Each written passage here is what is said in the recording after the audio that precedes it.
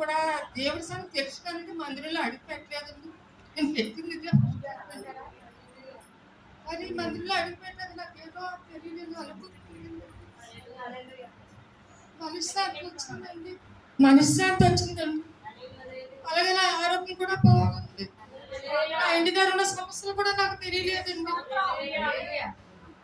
నేను ఎంతగానో అభివృద్ధి చెందాను. నాకు చాలా చాలా మంచి అనిపించిందండి ఈ మందిరంలో అడిగి పెట్టాక. అలాగే మొన్న గుడికి మా అక్క, మా చెల్లి, మా బావగారు అందరూ వచ్చారు. కానీ వాళ్ళు కూడా చాలా మంచిగా చెప్పారండి. తల్లిదండ్రుల గురించి చాలా మంచిగా చెప్పారండి. కానీ ఎంతో సంతోషంగా ఉందండి. కాకపోతే నేను ఇప్పుడు ఆపరేషన్ తీసుకోవడానికి కొంచెం సమయం పడుతుందండి. నేను మా అమ్మ నాన్న చనిపోయాక మా అక్కమ్మ బాధ్యత నేను తీసుకున్నానండి. కానీ నాకు 3 తమ్ముళ్ళు, 4 అక్క చెల్లెలండి. ఇప్పుడు ప్రస్తుతానికి అయితే చిన్న తమ్ముడు, ఆఖరి తమ్ముడు మీ సన్నిధిలోకి దేవుడి పట్టుకున్నాడు. కానీ అలా పట్టుకున్నాడు సంగతి కూడా నాకు తెలియదు. అది అనుకోలేదండి, మా తమ్ముడిని పట్టుకున్నాడండి.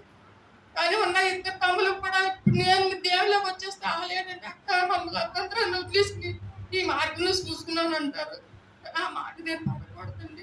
అందుకని చెప్పి నేను ఇంటికి వెళ్ళి మళ్ళీ అన్నీ చూసుకుని మా తమ్ముళ్ళు నచ్చ చెప్పుకొని మా మేనల్ని కూడా ఇటు తిప్పాలని వాళ్ళకి ఉద్యోగాలు లేవండి. మేనల్లో డిగ్రీ చదువుకొని ఉన్నారు, వాళ్ళకి ఏ ఉద్యోగాలు లేవండి. ఆ పిల్లలు కూడా తీసుకొచ్చి నేను పెట్టాలి, మందిరంలో పెట్టాలి.